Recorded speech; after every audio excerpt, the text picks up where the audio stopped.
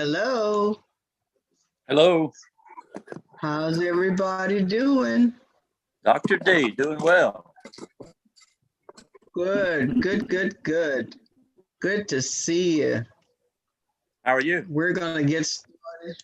I'm good. I'm good. Everybody had their vaccination? I have. Very good. Very good. We're gonna get started in just a second.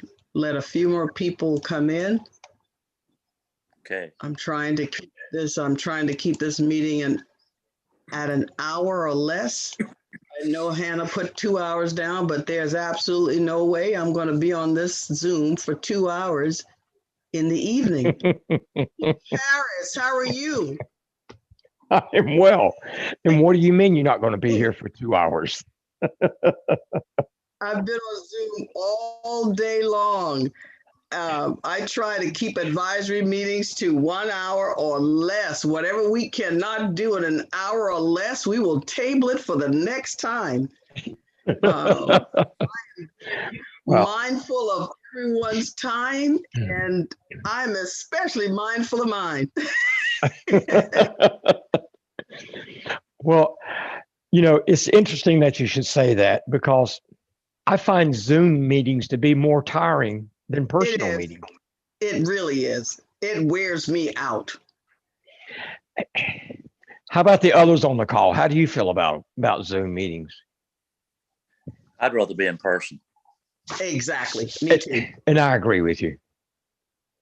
I'm tired of looking at folks on a TV screen. Well, we're going to go ahead and get started. Good evening to everybody. It's really good to see folks on this Zoom call.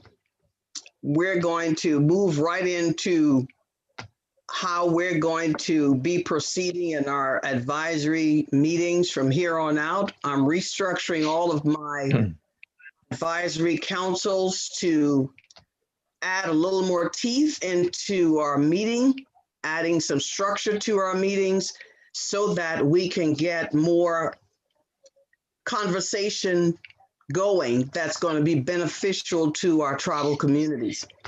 I'm doing this with all of my advisory councils. We're looking at different ways of doing business. And I think that if we're more structured, we can accomplish more.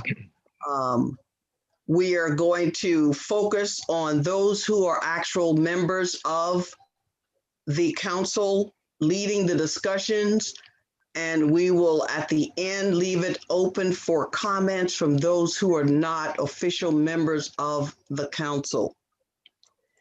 I know that a few weeks ago, several of you got an email. I thought it was an ugly email, and I've advised staff not to respond to ugly emails from anybody. We are here to serve your communities. We are not trying to take anything from anyone. We are not trying to dictate to anyone, but we are going to have structure. When I came here in 2018, this was the only council that had armed security in the room. We are not going to go back to that. We are going to respect each other's comments.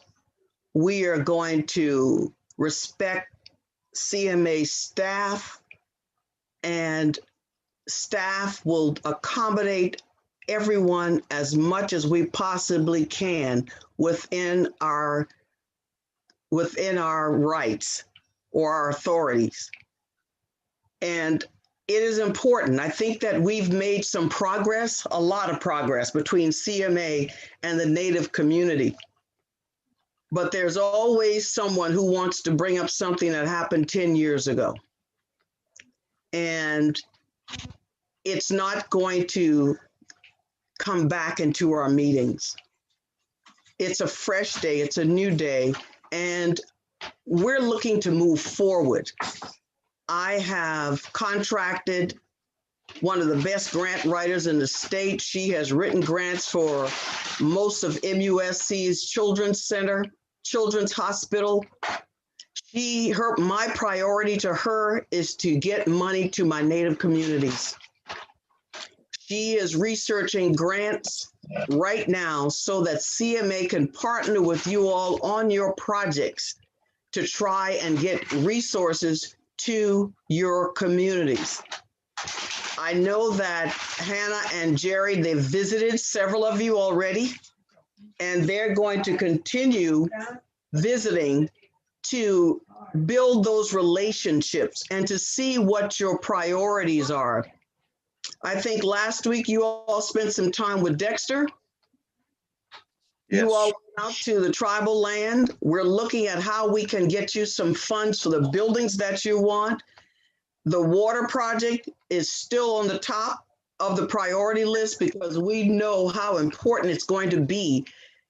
There's no reason getting the building if we can't get the water to go to the building. And so we are working hard to make sure we find some resources to help. And with Pat, the woman who was doing a lot of the grant writing now, she's affiliated, she's tied into MUSC. We may even look at some kind of partnership for those who are trying to set up clinics in your areas. We have to partner because that is the only way we can get this done. And MUSC is a great entity to partner with. Who else did you all visit with, Jerry? I'm sorry, you said who else? Who else did you visit with? Since I started, we've been to visit the Waccamaw, the Dexter Sharp. We went to visit the PD. We visited the Edisto. Whom else have we gone to see? There were several. There's still some pending. Sure. This Friday we're going to go see Chief Mitchum. Hannah has been out, delivering PPEs to various of the various Native groups and the leaders also. And Hannah, who did I miss? Did I miss anybody? We had a meeting with, did you say Chief Nelson from Eastern Cherokee, Southern Iroquois, and United Tribes? Yes, we did. Thank you. Now, the commission has been given the responsibility for processing applications for state recognized tribes, but we're not going to ignore folks who have not been recognized. We're trying to make sure that we provide a service to as many communities as we possibly can because it's needed. These are the areas where resources are slow to get to. And we've got to open up some channels to get the needed resources to all of the communities. So if you hear us talking about someone and you say, well, they're not a recognized tribe or group, we understand that. And the way we are working with folks, we are trying to get those folks to get LLCs or nonprofits because they'll need that arm in order to receive resources. You have to have some kind of structure in place to qualify for funding. So therefore, you'll hear us working with a lot of folks trying to help them get their nonprofits together so that we can give their names to our grant person and we can identify the different projects that they are hoping to fund, and we will move from there. I'm going to let Jerry and Hannah talk a little bit about how we're going to structure our meeting. And we'll take feedback to get some input, but we have to at least put a model out there, and we will hear from our members of the council to determine what we want to keep and what we want to take away so that you have a part in this process, but we have to start with some kind of a model to work from. Hannah or Jerry? Okay, thank you, Dr. DaCosta. Well, good evening, everyone. Can you hear me okay? Mm-hmm. So far, good. Okay, I think my bandwidth is having some issues. There's rain moving into downtown Columbia, so I was told that I had blipped out there for a minute in my last comment. But yes, as far as the advisory committee goes, in my experience in serving on other advisory committees, via my other position in the state government, I found that if you had an actual working advisory committee that was more than just people gathering together quarterly and listening to reports and so forth, but if you actually had people engaged in the process of, participating, it worked out better for the people that are being served. So that's what Dr. DaCosta was referring to when saying we wanted to restructure all of our advisory committee meetings, and especially the native one here, to base it upon our own CMA code of regulations. And what I'm getting at is that the advisory committee would be an active participant, and via having subcommittees, this is the way I'm envisioning it, having subcommittees, working subcommittees that are addressing various issues that are important to the Native peoples of South Carolina. We are actually, engaging and doing and moving forward, helping us help you move forward. And I'll let Hannah kind of fill in the gaps there. If you have anything to add to that, Hannah. Yeah, so I think what we're trying to do is just make it in general more structured. We're trying to go exactly by the code of regulations as it's written out, like just go by the laws, define who's a part of the advisory committee, and who's a voting member, who's a non-voting member. So we'll be talking about this a little bit later in the meeting, and y'all will have a chance to kind of discuss and weigh in. But yeah, essentially just subcommittees that can tackle different projects. So, maybe like a health subcommittee or like a legislative subcommittee. And we can have other positions like a vice chair or something like that. The options are open. So we'll talk about that a little bit later, but the interest is to, we're just interested in trying to get things done. And we think that by structuring the meetings a little bit more strictly, it'll help us get there. So. And so let me just get a little feedback from the group. Do you think that we need subcommittees, for example, subcommittees to talk about legislative priorities, or a subcommittee to talk about healthcare concerns in tribal communities, so that we can be focused or target certain issues? What do you all think?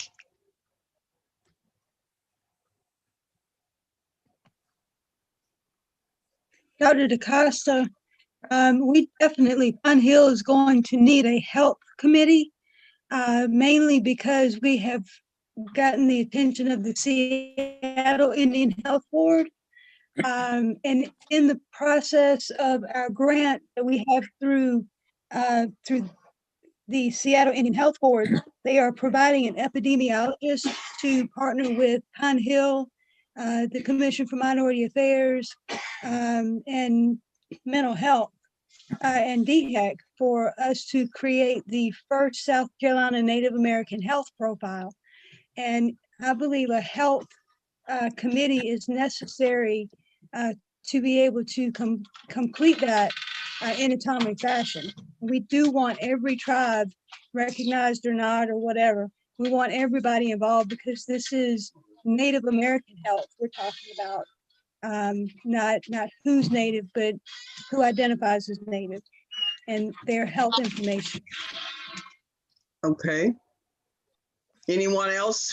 Yes, sir, Chief Harris. Okay. I think something I'd like to bring to the table right now, and that is when we're talking about indigenous communities, what we're talking about is separate communities. We are individual governments unto ourselves. Mhm. So actually pulling us together and grouping us into one group has been part of the problem with South Carolina to begin with.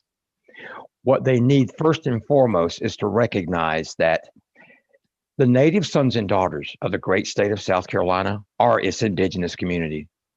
And those indigenous communities were governments unto themselves long before the first Right. European ever stepped on this soil.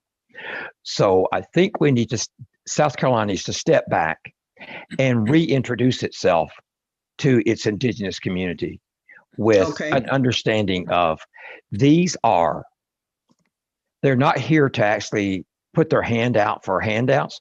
They're here to have a government to government relationship with each indigenous community in South Carolina with the government of South Carolina. So I think Okay. that is where we should start. Is there any leader here who disagrees with that? I don't, but I'd like to add something. Please. I remember going back. I know we're not supposed to go back 10 years or more, but I understand that. But I think part of the problem was as the administration before. I had one tell me one time, the director said, I have more problems with Native Americans than any other group there is. Can anybody explain that? And nobody wouldn't say anything. And I said, my opinion of that is when you're dealing with Native Americans that's sitting on this advisory committee, it's like sitting at the United Nations. You're dealing with 7 different, or at that time, 8 different nations. We talk different, we dance different, we sing different, we dance in different circles. And I said, it's kind of like being at United Nations. And you got to realize that when you start talking, that one thing may offend somebody else that don't offend us. And I think we all got to get together. And we all been saying for years, part of this problem is we're our biggest enemy is the first problem. And, we keep saying we need to work together, but we don't do that. Then how can CMA help to reestablish the individual identity of each tribe and connect them to South Carolina government? What would be the path that we would take to do this without forming internal committees? Chief Harris? Okay. Dr. DaCosta, I think that what we could do with this is going back to something that Dexter said, and that is, if you look at the UN, what the UN works as is not on what each individual nation's needs are. They collectively come together and to find out what needs are common within all nations, and they focus their collective energy on those needs. Going back to where this first started, when we were talking about the healthcare programs, that is all through the indigenous community. That is definitely a need that ties us all together. Dexter's problem with water, it may be that is applicable to 1 or 2 or maybe 3, but it doesn't mean that it's not out there. Clean water should be a given for anybody who lives in the United States. Sure. I mean, like I said, we're talking about the United States of America. So I think, and I do have the benefit of being a federally recognized tribe. And with that, there are certain things that are granted to me as a leader of a Catawba Nation that aren't applicable to state recognized.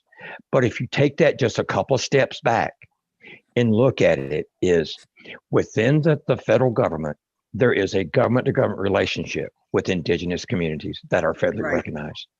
So I think the state of South Carolina can do the same thing in recognizing that due to the indigenous community, South Carolina is where it is today because of those early relationships. Sure. And we'll all have to agree that life does change.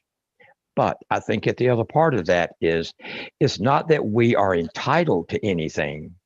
It's just that we were once a very, very important part of the community in South Carolina, and we were pushed aside. And we So- need to get back online. We need to get back in line and make your voice heard. Heard collectively. And I Yes, think with that, like you said, when I started this, the UN does focus on atrocities. So I think we can, I don't want to use the atrocity dealing with the South Carolina tribes, but what we can start with here is there are issues within the South Carolina tribes and organizations that have been long overlooked by the government of South Carolina. But CMA can actually be the catalyst to actually correct that wrong. So I think, that's and where we're we in the right place. Yes. That's where we want to be. And that's why we need to get the feedback in a conversation just like this so that we will know how to be that catalyst. Chief Hatcher or Chief Harris, are you saying we should potentially model advisory committee meetings to look more like UN meetings so that each? No, I think this is what you have here is, I was only referencing to what Right. Dexter said earlier Okay. about, the UN. But I think what we can do here is not so much model after the UN, but I think first and foremost, I think CMA can create a survey that goes out to all indigenous communities. And that survey can actually, it should be based upon what services can be addressed by the state of South Carolina to its indigenous Sure. community. Once that survey is created and it's sent out into the community, then I think what you will see is your collective ties to the issues. All tribes and nations are not going to be the same. But I think that some, based upon the survey, and that survey is just a starting point. Sure. What that survey is to get a broad picture of what the issues are within the indigenous community. And from there, you can actually then start breaking it down into smaller groups or committees that can be formed to address the issues. That's a great And- idea. And these are just my thoughts. That's a I great think maybe idea. we should, Dr. DaCosta, I think maybe we should move on from this, talk about the updates that we have, because I think one of our programmatic updates might speak to what Chief Harris was talking about. All right, then let's go into the updates and see if it does, and we'll go from there. But that's a very good suggestion that Chief Harris has brought about, because I'm still learning about our Native communities. And I've got to get this right because CMA had it wrong for too long. And we're trying to get it right so that we can build relationships. And that's why I'm bringing this to you, because I don't want anyone to feel neglected. I don't want anyone to feel that CMA is not working on your behalf, or that we are making decisions without you. We need your input. That's the only way we can really know what to do and how to serve your communities. So Hannah, go with your updates, and then we'll come back. If you answer, or if your response answers what Chief Harris is saying, then we can go from there. And Hannah, can I stop you for just a second? And then I'll let go. Dr. DaCosta, something that you just said was, since you came on board, your target was to get this right. And in the beginning, we had a great start to your leadership. But COVID came in and actually ate away at that foundation that you had started. And I think that frustration that came with COVID is part of the frustration that is with us today, Sure. because we are not able to do what we thought we could do. And a pandemic has limited us for a year, and it's Mhm. going to limit us for a little bit longer. But the frustration that came with that limitations, I think it's what's the boiling point today. Hannah, I'm sorry, it's yours. So We're going to work through this because we can't let COVID win. You're right. We can't let COVID. We've got to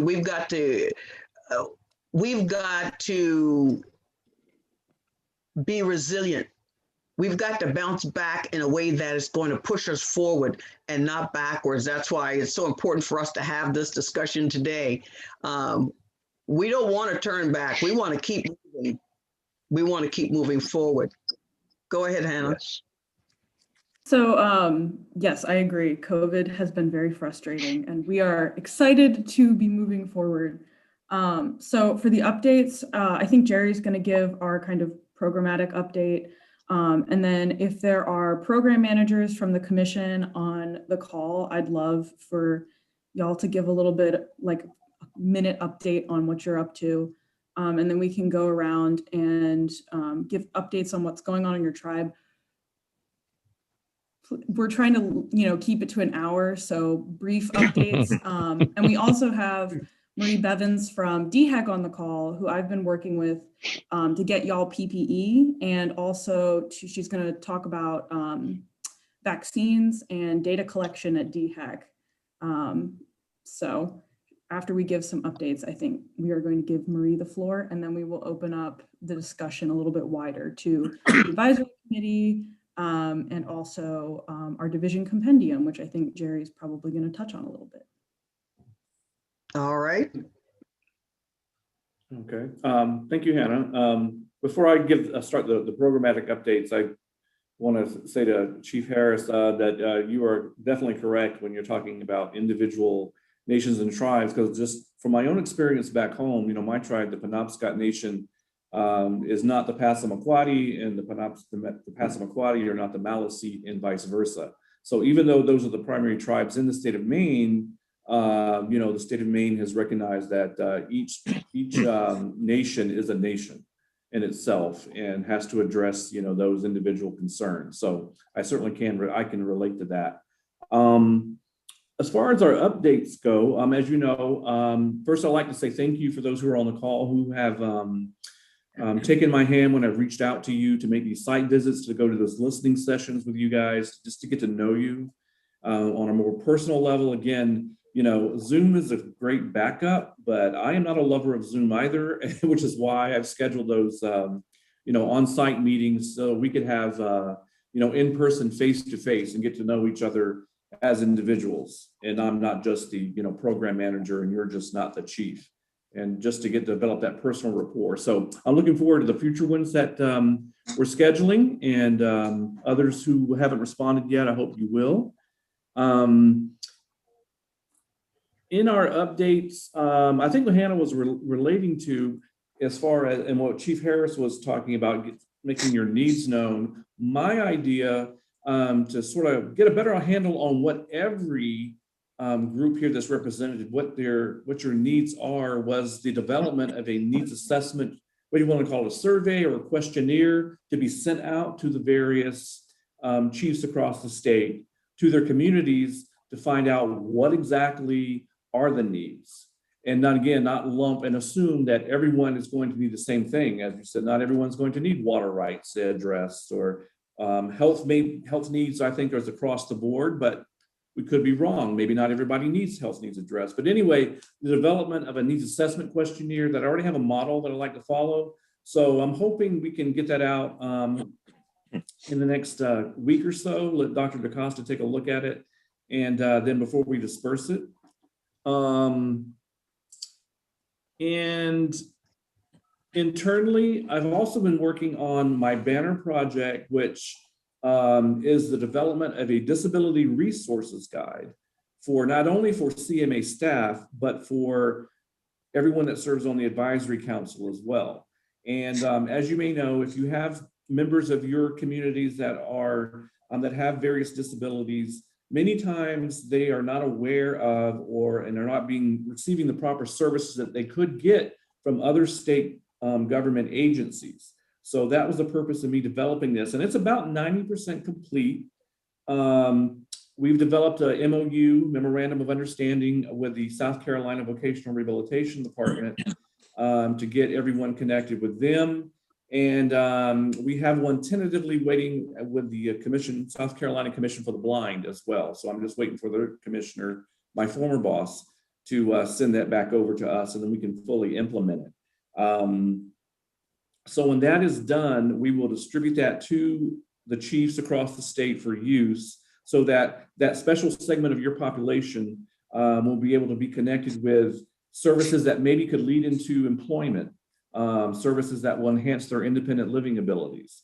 And even though it's targeting the Native population, really every minority group at CMA will benefit from this, I believe, because disabled people in all minority groups have a special challenge that they face. It's almost like a double whammy in many ways, and as far as receiving services from state government, getting the word out there and so forth. So I'm excited about it. And we're internally, as was mentioned, we're working on our compendium, which we'll talk a little bit about later. But does anybody have any questions for me of what I've shared with you so far?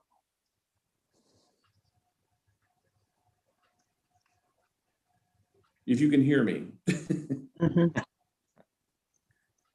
Thank you, Jerry. And then I guess I see Cynthia's on the call. Cynthia, if you want to give a quick update for African American affairs. I don't see Yvonne, but Raphael did give me something to update you guys about Asian American and Pacific Islander affairs. So Cynthia, if you want to go ahead, and then I'll read what Raphael sent me. Hannah, let's put a pin in that for right now. Let DHEC go next. And that way, depending on what time we have left, we will allow the council to comment and leave staff for last, because we can pick that up at a different meeting, at another meeting. Yeah, sounds good. Marie, if you want to go ahead then, introduce yourself and tell us a little bit about what you do and why you're here. Yeah. Hey, everybody. Can everyone hear me? Yes, how are you? I am doing well. Thank you all so much for having me tonight. So I'm a planner at DHEC, and I've been working on the vaccine distribution effort for some time now. And so I think what I'd like to do with your time here tonight, just to be respectful of everyone's time, and also recognizing that your communities are different and would have different needs, is I'd like to talk a little bit about the resources we have available to everyone. And then at the end, I'll give out my contact information. Actually, if it's okay with Hannah, I'll send my contact information to Hannah, as well as some of the resources I covered tonight. And if you do not feel like these resources are serving your community, and you feel like there is still a gap for people who want vaccine to get vaccine that are not being addressed, please reach out to me, and we can have a conversation one-on-one to address what your specific community's needs are. So I'm going to share my screen if that's all right with everybody. So many screens up. All right, here we go. Share. Okay, so can you all see my screen? Very good. All right. Okay, so there are a few ways to get a vaccine appointment, right? About 30% of South Carolinians have started their vaccines, their vaccinations. There are both 1-dose and 2-dose vaccines available right now. And about 15% have completed them. If you go to our webpage, and I'm sure that you all are far more familiar with this issue than I am, a lot of times small minority groups get grouped all into one category. And that's true right now if you look at our distribution of who's been vaccinated. But we do actually have the raw data to break out specifically people who have identified as Native American. So as of this morning, based on the information we have available, based on self-reports, about 7,900 people identifying as Native American have been vaccinated in the state of South Carolina. And I talked to our data department, and the plan is eventually to be able to break out that data so it is all available for you and available for further analysis about health in your communities. But I wanted to give you that update today. If someone in your community is looking for a vaccine, and I know from Hannah that quite a few of you have already got one, which is exciting. The first line of defense is you can visit our website. There's this big banner up at front that says find a COVID-19 vaccination location. You click on it, you click find a vaccine provider near you. And I'm just going to view map. You can also search by zip code. Let's see if it'll load. Yes, it does. All right, so you can see this map. This is updated about once an hour from about 7 a.m. to 7 p.m. And it's people who are, the green dots are people who are currently accepting appointments.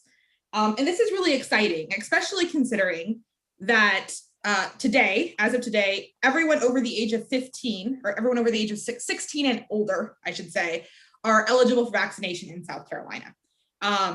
And people who are under the age of 16, there are no current vaccine products approved for use anyway.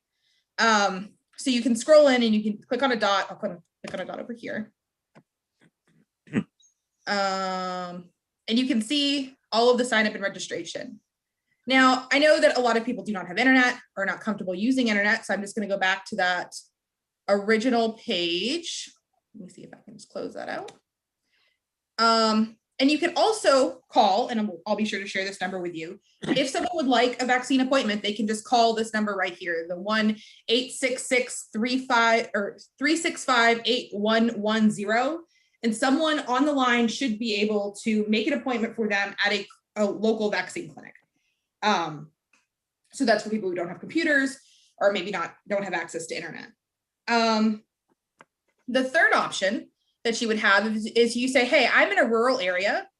I'm trying to click back a little bit. Maybe I just close this. There we go.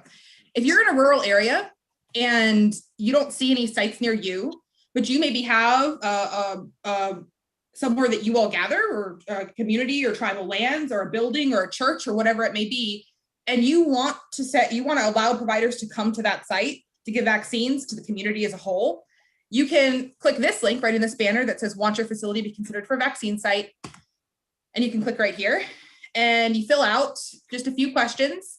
And then you get added to a list that providers can review, and DHEC reviews to see like, hey, these are communities that don't have a site near them that want to offer a site, that would like to possibly have vaccinations closer to them. So that is available to you as well. And then the last thing is, we know that some people cannot leave their homes. And we are working on a homebound vaccination plan. In fact, we're planning to post a solicitation for bids for providers. And we are hoping to have that up in the next month or so. So people who are homebound will be able to call our vaccine line, that same number I showed you earlier, to make an appointment and say, hey, I need a vaccine at this address. And someone will be able to go out to that individual. It's also available if you run a clinic. I know Hannah was telling me that there are three health clinics that are run by tribal communities. You can register as a COVID enroll or COVID provider. And at this time, we're only accepting providers that are providing vaccines to both, to the public as a whole, I should maybe say. So you can't have a closed site necessarily, because we want to get as much vaccine out to as many people as possible. But if you're interested in that process, please contact me. There's also information on our website about becoming a COVID provider.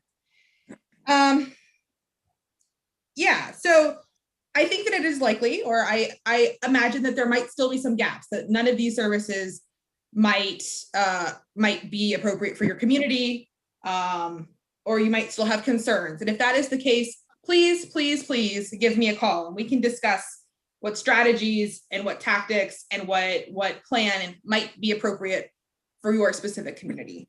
And unless you have any questions for me, I think that's all I have tonight. Any questions from the group? Anyone? I got a question for the DHEC lady. Okay. I called my granddaughter. She's 17, just turned 17. And I asked her about, has she got that, told her that the 31st the shots were going to be available, and was she going to take it? And she said, well, my mom and dad, which is my daughter and son-in-law, said they were concerned about fertility right now. They heard had anything about that. If she was to get married later on, is this going to affect childbirth or anything? And I said, I don't have a clue. I will ask the question if I ever get a chance to. So I don't know if any studies has been done, but right now they won't allow her to get it because they're not sure what it'll do. They've gotten theirs, but. Yeah, so I'm not a clinician. Let me say that up front. I'm an emergency manager. But there was research about the safety and efficacy of the vaccines.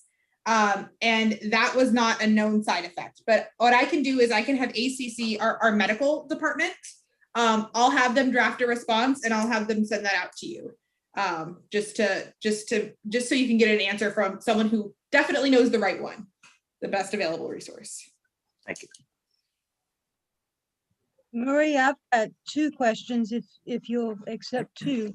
One is where, as far as the three different shots are concerned, where are those shots as far as FDA approval? Okay, so all three of the shots have been approved under an emergency use authorization at this time.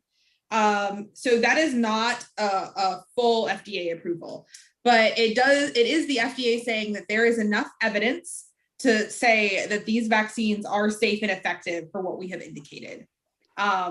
There's individual forms for each one of them, which outlines what we do know and what we do not know about their development.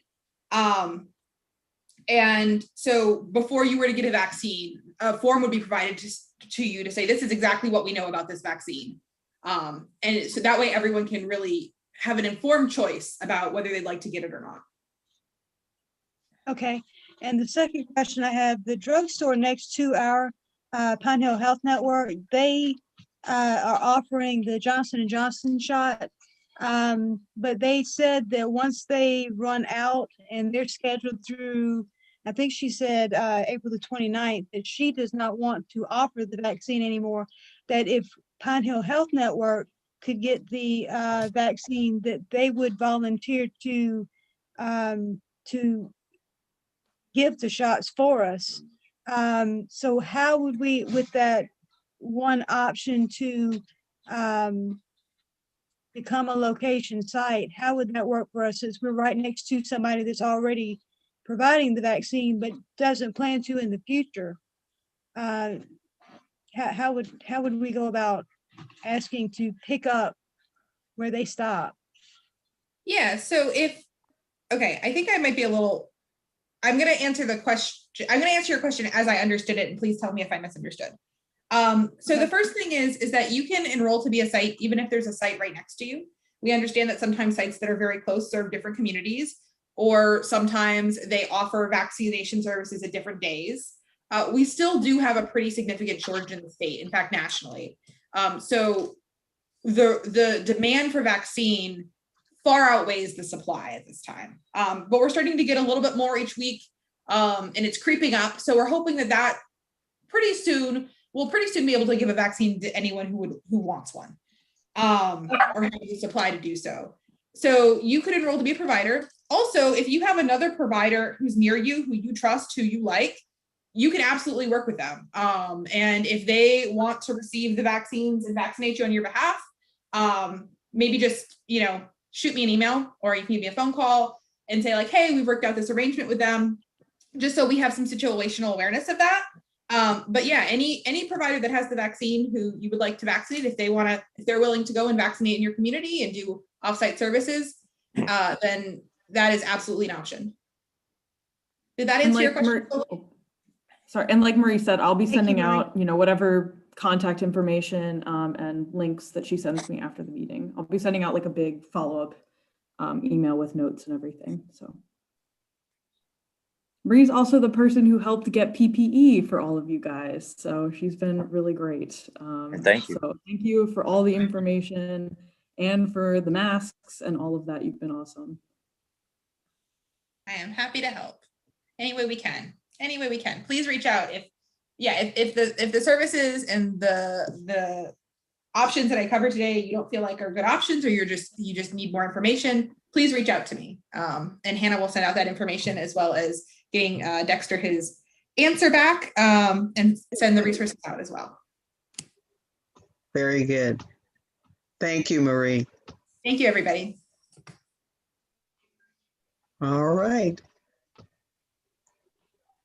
Do we Let's want to see, do updates from everybody, or would we like to potentially move on to a more in-depth discussion about the structure of these meetings?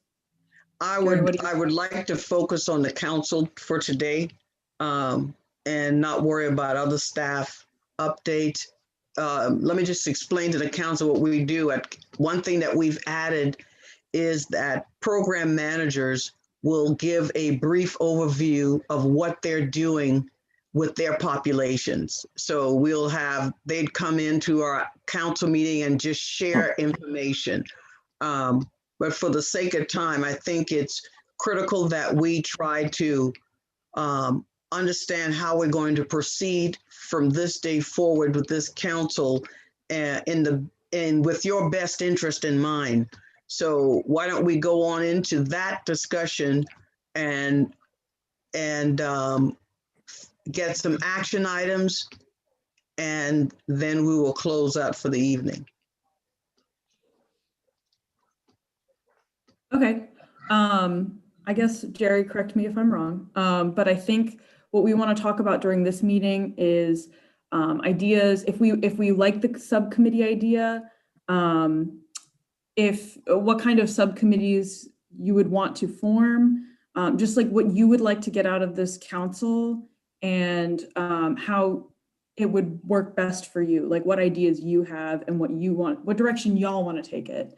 And I don't think we're going to make any permanent changes in this meeting. If anything, we'll probably vote on any changes that are made in the June meeting. Well, I think what we need to do is focus on the survey first. Let's get feedback. If we get the survey out, get feedback from the survey based on what the interests are among the different tribal communities. Then we can prioritize those things and determine how we would approach handling them. I think that would probably be a next step, which would be in line with what Chief Harris mentioned earlier. Getting feedback through a survey or some kind of questionnaire, I think that should be the next item we need to move on. And then we'll move forward from there. Anybody object to that? Starting with getting the questionnaire out? I think it's great. I do too. Okay, then that's what we will do. And once we have the responses, then we will come back, share the results, and take next steps. I think it's important for us to, and it's important for the relationship between CMA and our communities, that we take it step by step so that there are no issues, or if we can avoid issues, we will. But I want to make sure that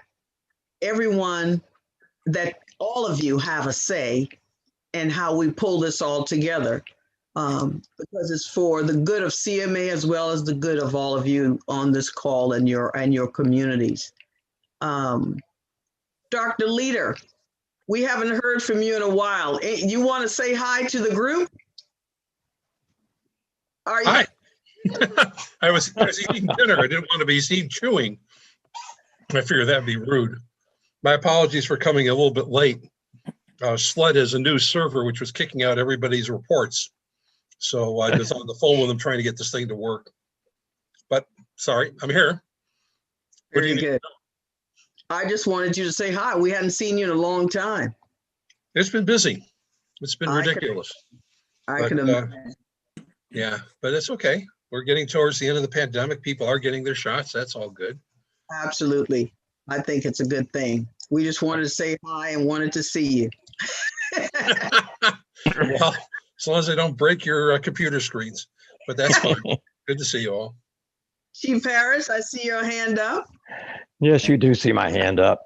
And this is for the tribal leaders and on the meeting, as well as CMA commissioners. I think what I'd like for you to think about is there should be a formal recognition of the relationship between the indigenous community and the government of South Carolina. I know that COVID right now is going to hinder that, but when COVID is no longer part of our everyday lives, I think this is something that I would like for the leaders on this call to think about. What do you need from South Carolina to Mhm. recognize you as your own government. And that's really something we need to grab a hold of to see how that can be done. So that I think you're right on time with that. We need to know, because when I came here and I asked, well, what do the Native communities get for being recognized as state tribes? Just a certificate that says you're recognized? Exactly. We need to add some teeth into that. And it's going to take legislation to do that. But I think, and maybe Dr. Leader, you're our state anthropologist. What do you think? You're also on our recognition committee. Okay, you're correct. I mean, currently the materials that come back to a group that has gone through a fairly onerous set to become state recognized as a tribe. The benefit you get back is recognition. That's one of them. And there are some other programs, federal and otherwise, that people who are recognized as indigenous can apply for. The real issue is that a good chunk of the things that people want to talk to me about usually are things that federal law pretty much excludes state groups from and holds only towards the feds. And there have been discussions at various times at the federal level as to what that means and how to deal with it. I'm not sure, quite frankly, what really we can do with that from this end, except keep track of it. I know that there have been many discussions with DNR, for instance, over the use of migratory bird parts and hunting and all the other things that are important. So it's a combination. I guess the real question would be, for anything that we wanted to change in terms of state law, would be to make sure that we didn't run afoul by unforeseen or unintended consequence with things that would end us up in a federal court versus just a state discussion. But it's not impossible to thread that needle. It's simply a question of going through, as you said, going through determining what's important, getting that back, forming the committees, making recommendations, sitting down with the various entities in the state. The good news is that Chief Harris is part of this group as the only federally recognized tribe in the state. So, those discussions become very important and hopefully pretty meaningful. It's going to be a long process, no matter what we decide to change, especially if people can't get along. So, we do what we can do. I'm all for it. Sure. All right. And I know that we have several folks who have expressed an interest and who have actually reached out to congressional offices to apply for federal recognition using the congressional process, as opposed to going through the Bureau of Indian Affairs. And I think Tom Rice has introduced a bill for 2 tribes. Yeah. And I know that CMA has written support letters for all who would like to be considered for federal tribe through the congressional process. And we are, although we have no direct say in the federal process, we do have relationships with our federal elected officials to try and help push it if we can. So we're going to still follow the federal legislation to see exactly how far it gets, and whatever we can do to help nudge it by contacting our U.S. senators and members of the U.S. House, because it's going to take the entire delegation backing up any legislation on the federal level that comes from a federally elected official. And that's one way that CMA can assist, by reaching out to those folks, asking them to look at the bill, co-sponsor the bill to help push it through the system. Still a long process. Yeah, you're absolutely correct. And part of that would be the question of bipartisanship. which would be absolutely essential for this to pass through anything. Yes. Plus the need to at least get the Southeastern tribes, federally recognized Southeastern tribes on board. Congressional is always a hard way to go. It's always a possibility. There's kind of a codicil to all this as well. It used to be, or it still is currently, but it's under review, that if you went through recognition, it was one and done. They came through, they came out with a final statement, and you were either in or you're out. And if you're out, you could not come back. There have been 2 recent court cases at the federal level that have kicked it back to the BIA and specifically the Office of Recognition to reconsider that. And they did indeed have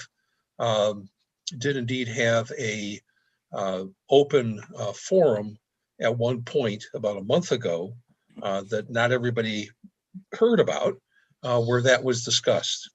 I'm not sure that there's been a final discussion at BIA. In fact, I'm pretty sure there hasn't.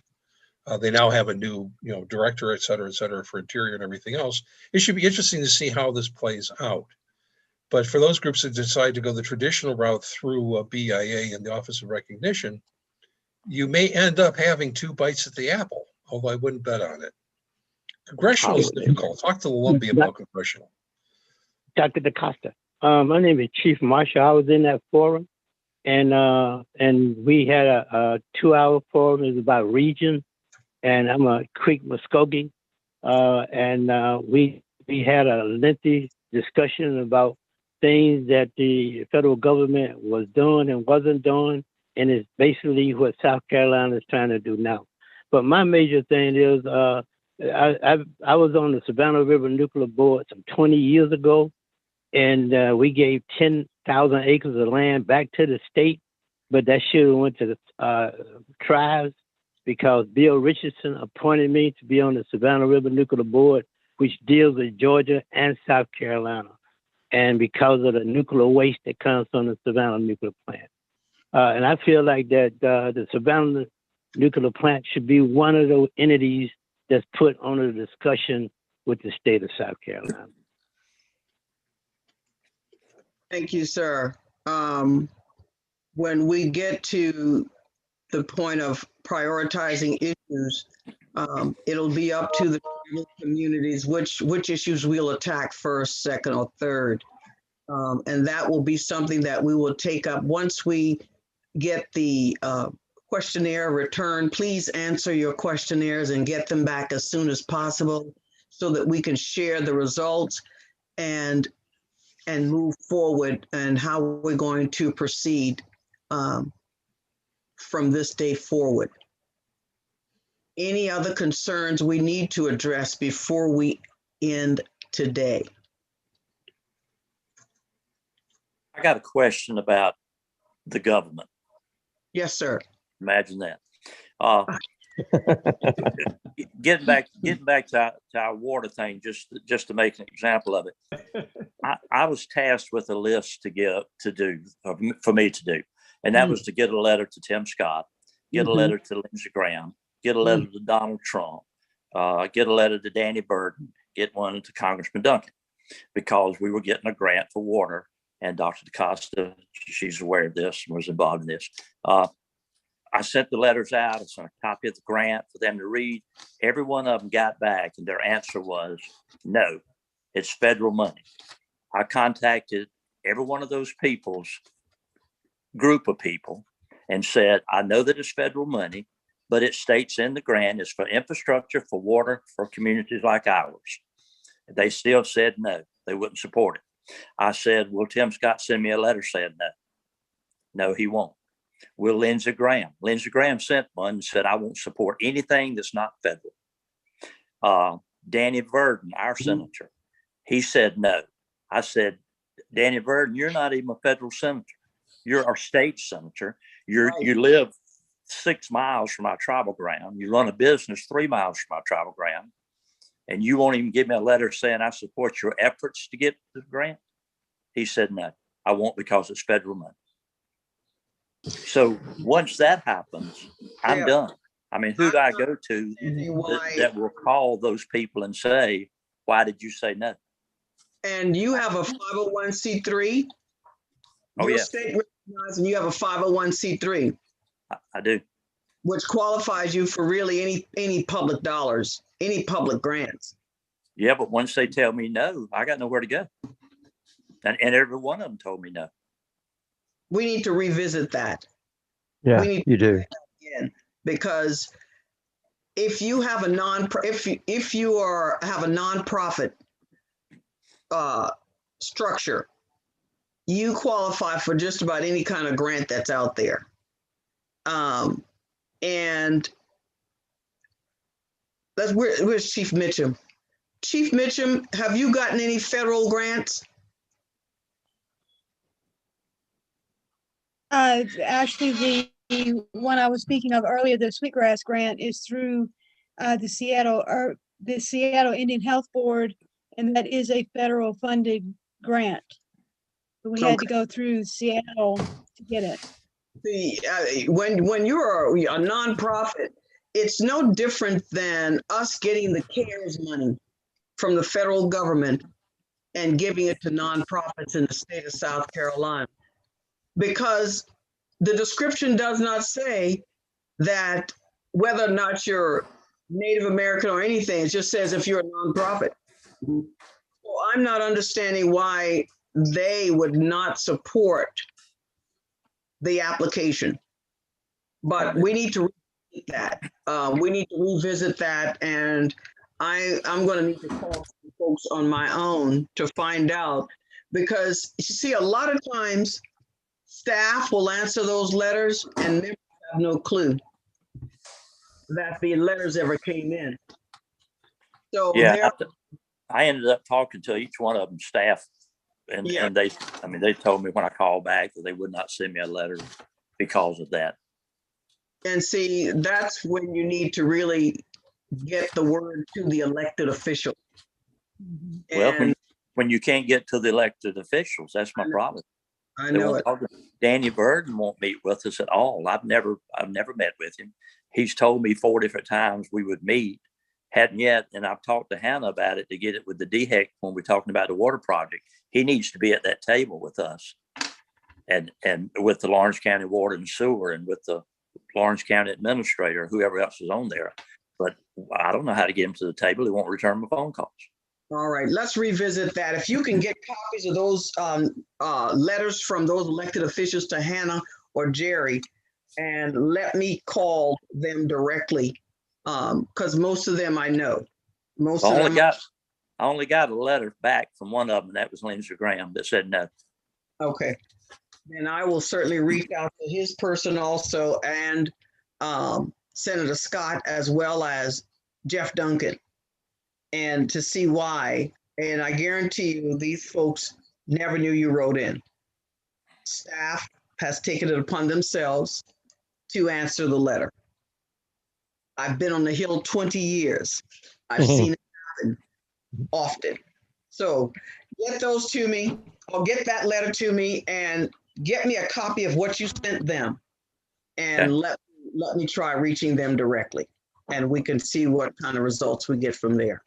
And thank you for that. And also let me thank you for the help with the stimulus checks for the people here in Blair.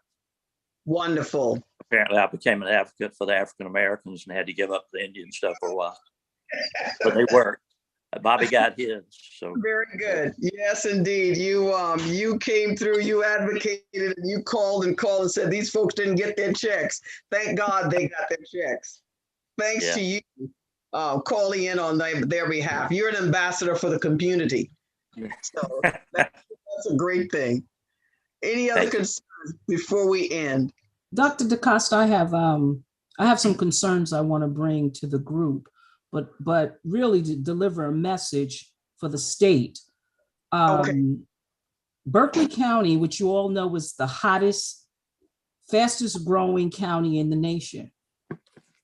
300,000 homes, 300,000 residents will be in Berkeley County by 2035. My family is sitting in the center of it. Over and over, we've said this. We're getting harassed. I got a call this morning from a very angry cousin of mine. People are coming from all over, knocking on doors, calling, harassing. Do you want to sell your land? My fear is if you told someone no, don't go to that person's 87-year-old mother who's on the deed and the title. Right. Somebody's going to get hurt. We are not up for sale. And the problem with this is still the same confusion of where Wassamassaw is located and where Carnes Crossroad is located. We are Wassamassaw. Mhm. And that message needs to get loud and clear. We are not up for sale. Family members are pissed off with this constant harassment over this land. People are coming from all over. All right. So that's the message. And, you know, Jerry, I need for you, I can tell you this, I had a meeting this week. we're gonna have to get,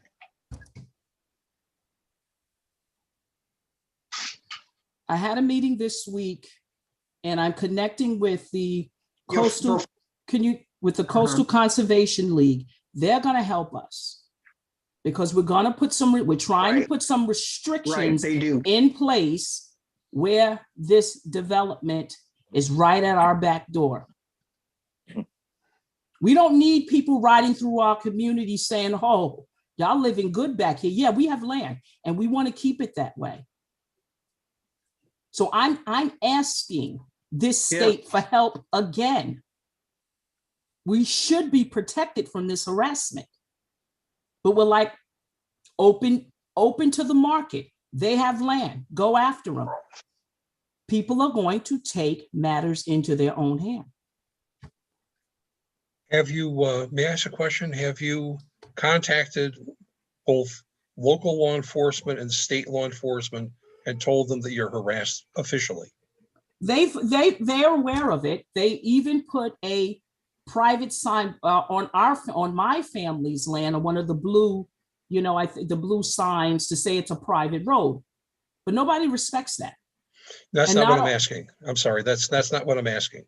What I'm asking is, have you contacted the sheriff's department, a formal complaint of harassment? We will do that. No, I talked about that, told my family to do that. We Okay. will do that. But this confusion, let's be clear, this Yeah. confusion goes back to 2009, Mhm. which has never gotten cleared up publicly.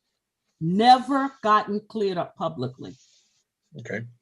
May I make a second suggestion? Because you're absolutely correct. Can I make a second Yes. suggestion here? Yes. Okay. Unfortunately, I'm in problem solving mode because of earlier stuff. And if I shouldn't be, I apologize. So you make the formal complaint with the sheriff's department. You make the formal complaint with SLED because you're a state recognized tribe. And therefore it's not simply local. It's a question of state tribal issues. Raise that issue. Let's see what they do with it. My next suggestion is, what's your local newspaper? Post and Courier. Okay, that's what I Yeah, figured. Post and Courier. Call the Post and Courier and invite one of their reporters out to hear what's going on. We will do that. Thank you for that. We will do that. But I'll tell you, we've invited them in the past and they continue to revert back to what took place 10 Sure. years ago. If the Post and Courier does not respond, well, let me know, please, because I Okay. have a personal relationship with 3 of the reporters. Will do. Thank I'll you. make a phone call. Okay, thank you. Well, and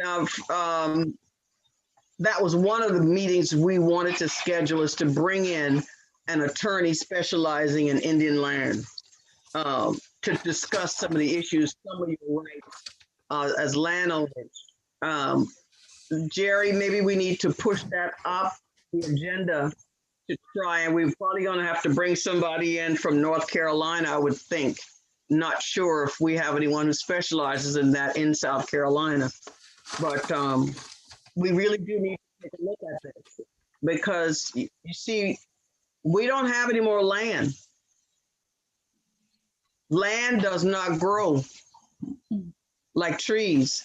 We're running out of land, so everyone's trying to get to the rural areas. We have the same situation going on in Allendale with just private land ownership.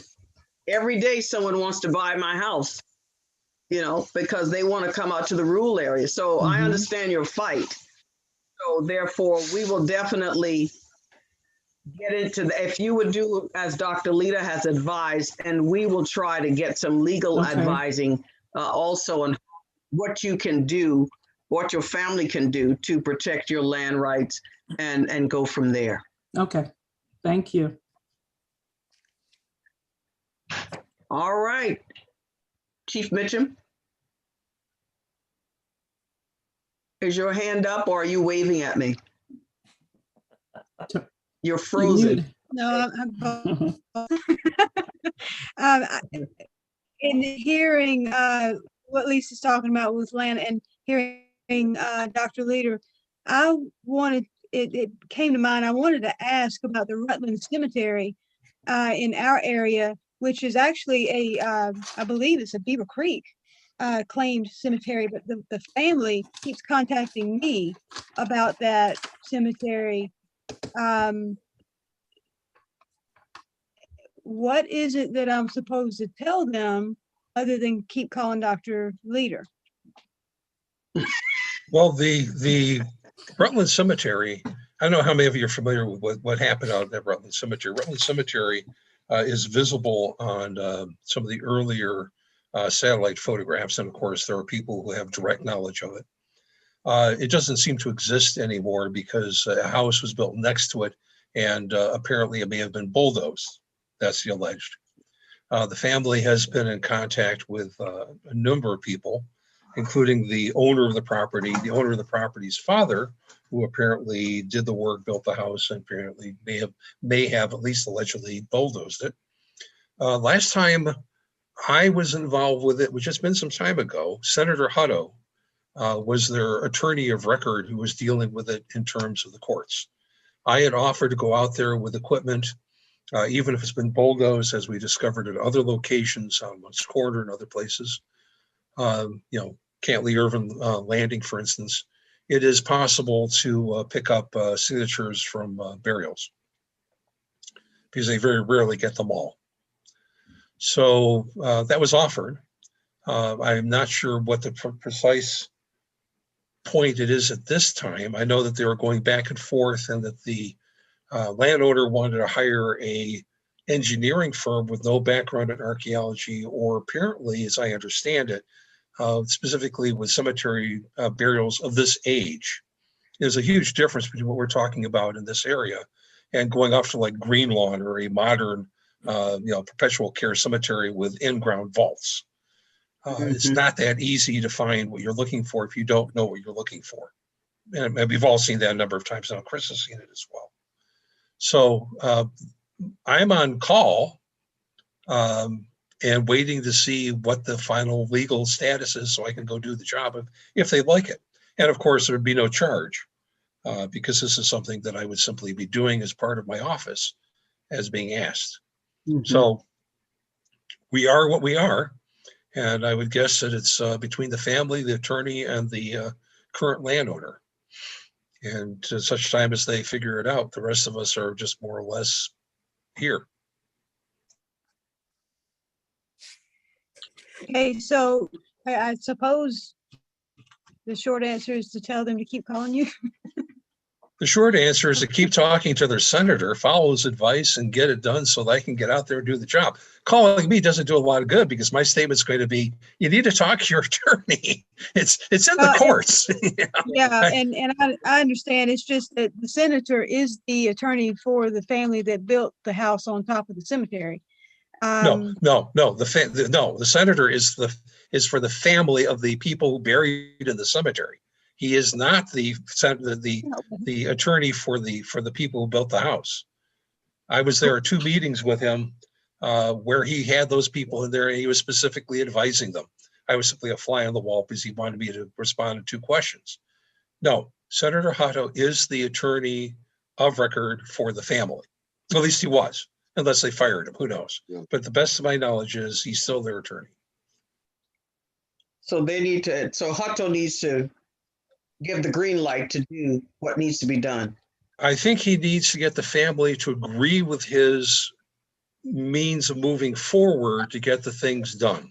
I think that there may be some discussion with the family as the best way to handle this. There are a couple of different ways one deals with these situations. One is civil and one is criminal. If you go for the civil, you'll get more information and things will get done. It may not be to the full satisfaction of all parties, but it gets done. If it goes criminal, then people lawyer up and they do not provide information and they do not play nicely with their toys, and they do not work together. That's right. At which point you are what you are unless you know, with deep pockets and you're paying the attorneys. Attorneys win regardless. It's one of the fun things about attorneys. But, you know, getting to an end point is following a route that gets you to the end point. And that's not always easy for attorneys and families to come to agreement on. And that's just hypothetical. That's up to them to figure out. But when they need me, and when I can legally be there and not get shot in a castle domain state, I'll be happy to show up on the property and do the work. All right. Okay, I'll let them know. I'll let them know, because I was told that the family that built the house on the cemetery is Representative Brad Hutto, who is the senator also. That's what I was told. Yeah, well, you unfortunately misinformed you. Why don't we send an inquiry letter to Senator Hutto just to get an update, letting him know that folks are inquiring. That's all we can do. It's out of my hands. It's out of CMA's hands, unfortunately. And maybe he'll respond. Maybe he'll say he's got it under control. I don't know until we ask him. That's a good idea. But the reality is, if it's in the courts, it's in the courts. Yeah. Yeah. You know, there are things you can do before they go into the court, and then there are things you cannot do after it's in court. That's right. That's right. Right. That's right.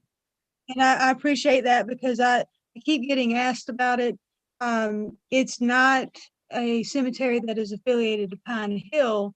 It is affiliated to the Beaver Creek, is what I understand. But they keep coming to me about it. And I didn't think it was a minority affairs issue. But the only answer I have is call Dr. Leader, or Chief Chavis. But I know Chief Davis has been out of pocket. But I appreciate your answer. Thank you. Sure. You can call me anytime. I just may not have the answer.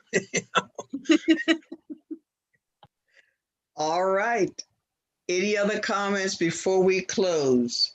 So we're leaving today knowing that a survey or questionnaire will be going out. And we'd like a return on it as soon as possible. Once we have it, we will share the data and come up with a game plan for our next session with some action items for us to deal with. If everyone is in agreement with that, then I think we're done. Thank you Any for your, questions? Thank you. Thank you. Thank you. Thank all of you for being on the call Pleasant tonight. evening to all. Thank you so much. We'll talk to you in a few Thank weeks. you. Thank y'all. You'll be hearing from me soon. Okay. Follow-up email. All right. Thank you very much. Thanks for coming.